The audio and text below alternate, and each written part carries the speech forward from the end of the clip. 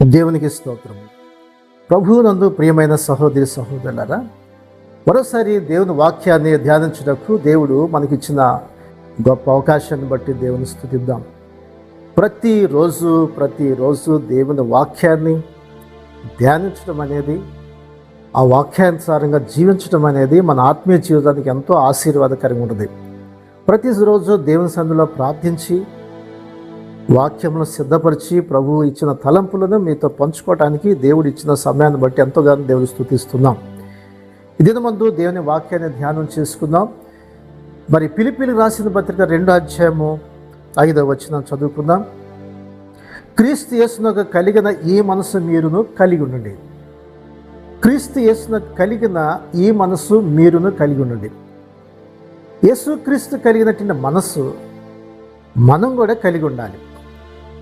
ఆయన దేవుని స్వరూపమును కలిగిన వాడి ఉండి దేవునితో సమానముగా ఉండుట విడిచిపెట్టకూడని భాగ్యమని ఎంచుకునేది కానీ మనిషిని పోలికగా పుట్టే దాసుని యొక్క స్వరూపం ధరించుకొని తను తానే రిక్తునిగా చేసుకున్నాడు.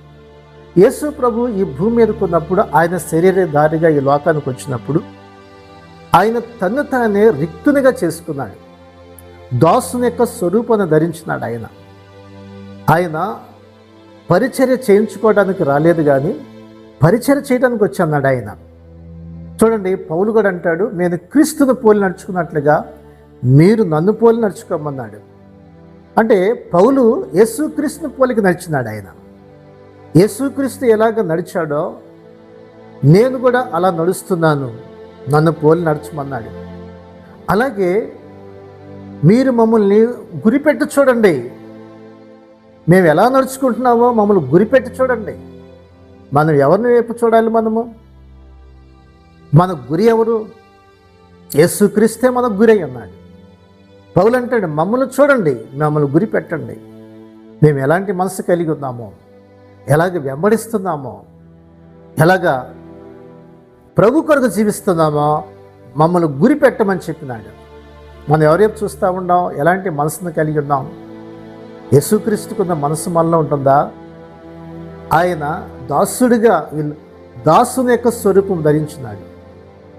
ఎంత తగ్గింపు, ఎంత వినయమో విధేయత! యేసుక్రీస్తు యొక్క మనసు ఎంత గొప్పదో చూడండి.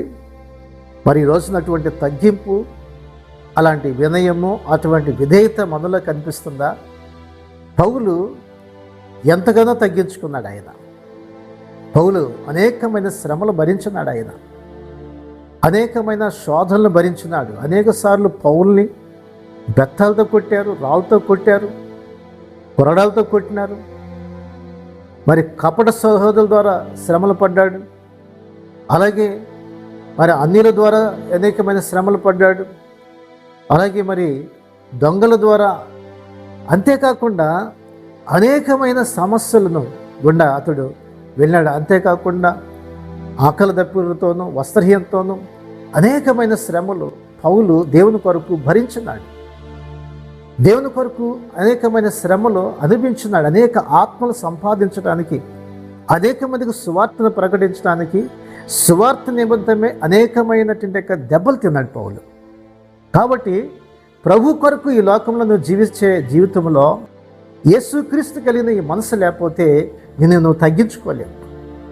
వినయముగా నువ్వు జీవించలేవు, విధేయతగా జీవించలేవు. కుటుంబంలో మరి వినయం ఉందా? విధేయత ఉందా? సమాధానం ఎలా పలుకుతున్నావు? భార్య భర్తలు జీవితాల్లో ఒకరి మధ్య ఒకరికి యేసుక్రీస్తుకున్న మనసు మీలో కనిపిస్తుందా? తగ్గింపు కనిపిస్తుందా? విధేయత కనిపిస్తుందా? వినయం కనిపిస్తుందా? దేవుని వాక్యాన్ని వింటున్నావు, దేవుని సన్నిధికి వెళ్తున్నావు, వాక్యాన్ని వినొస్తున్నావు, మళ్ళీ యథాప్రకారంగా నీ జీవితం జీవిస్తున్నావా? యేసుక్రీస్తు కలిగిన జీవితాన్ని కలిగి ఉంటున్నావా? పౌలు అంటున్నాడు, మమ్మల్ని పోలి మీరు నడుచుకొని అంటున్నాడు. అంటే పౌలు ఎంతగా తగ్గించుకున్నాడో చూడండి.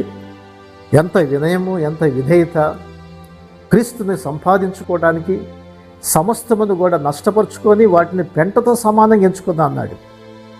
ధర్మశాస్త్రం వల్ల నీతి కాకోకుండా క్రీస్తుని సంపాదించుకోవటానికి, క్రీస్తు యొక్క శ్రమల్లో పాలువాడేటి ఎట్టుదో ఎరుగు నిమిత్తము, ఆయన మరణం ఎట్టుదో ఎరుగు నిమిత్తము సమస్తమును నష్టపరుచుకొని వాటిని పెంటతో సమానంగా ఎంచుకుందాం అన్నాడు. అంటే ప్రభుని సంపాదించుకోవడానికి ఆయన మరణం ఎలాంటిదో, ఆయనక ఏ విధంగా శ్రమలు పడ్డాడో, ఏ విధంగా ప్రభు ఏ విధంగా నలిగిపోయినాడు ఈ లోకంలో, ఆ విధంగా తన జీవితాన్ని ప్రభు కొరకు అనుభవాలు సంపాదించుకోవడానికి పౌలు ఎంతగానో ఏ విధము చేతైనా మృతులోంచి పునరుద్ధానం కలగాలని పౌలు యేసుక్రీస్తుని గురిగా పెట్టుకున్నాడు.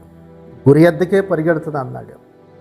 ఆయన మనసును, ఆయన ఆలోచన, ఆయన ఉద్దేశాలను పౌలు గ్రహించినాడు. మరి ఆ మనసు నీలో ఉందా ఈ రోజున? అలా ప్రభు కొరకు జీవించడానికి, నష్టపోవడానికి ఇష్టపడుతున్నావా? ఈ లోకాన్ని, పాపాన్ని విడిచిపెట్టడానికి ఇష్టపడుతున్నావా?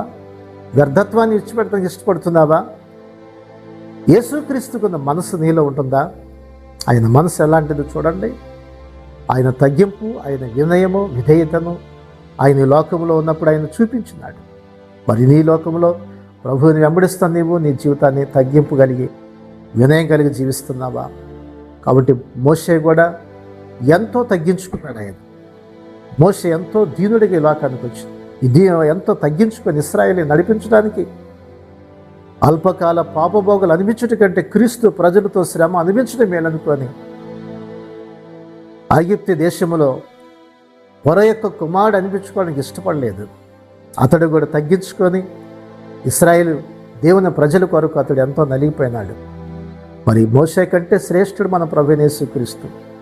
ఆయన ఈ భూమి మీదకి వచ్చాడు. ఆయన పరలోకాన్ని విడిచిపెట్టి భూమి మీదకి వచ్చి ఆయన తన ప్రాణం పెట్టినాడు. ఆయన తన రక్తాన్ని చిందించినాడు. ఆయన మన పాపం నిమిత్తం, మన దోషాల నిమిత్తం నలగొట్టబడ్డాడు. ఆయన మన యొక్క పాపం అంతా ఆయన మీద వేయబడింది.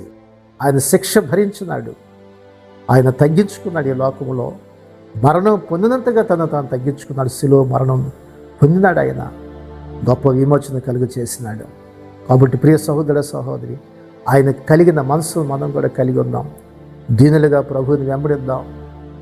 ఆయన ఈ లోకంలో ఏ విధంగా ఆయన దీనుడిగా వచ్చినాడో, ఎలాంటి తగ్గింపు కలిగి ఉన్నాడో, ఆ విధంగా మనం కూడా ఈ లోకంలో తగ్గింపును, వినయాన్ని, విధేయతను కలిగి ఉన్నాం. పౌలు అంటున్నాడు, నేను క్రీస్తును పోలి నడుచుకున్నట్లు మీరు నన్ను పోలి నడుచుకోమంటున్నాడు. కాబట్టి మనం ప్రభు యొక్క పోలికలకు రావాలి. ప్రభు యొక్క మనసు మనం కలిగి ఉండాలి. ప్రభు కొరకే మనం జీవిద్దాం. అటు కృప దేవుడు మనకి ఇచ్చినట్లు ప్రార్థన చేద్దామా?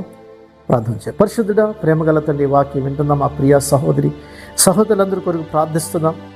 క్రీస్తు అయినా నిజంగా క్రీస్తు యేసును కలిగిన ఈ మనస్సు మీరు కూడా కలిగి ఉండమని పౌలు అంటున్నాడు. దేవా తండ్రి, అటువంటి మనసుని, విధేయతను, వినయాన్ని, తగ్గింపును, లోబడే హృదయాన్ని మాకు దయచేయండి. ఆయన ప్రతి ఒక్కరిని మీరు దర్శించండి, దీవించి ఆశీర్వదించమని యేసు నామమున అడుగుచున్నాం తండ్రి, ఆమేన్. ఈ శ్రేష్టమైన సందేశం మీకు దీవెనకరంగా ఉంటే 10 మందికి షేర్ చేయండి, లైక్ చేయండి, మంచి కామెంట్ పెట్టండి.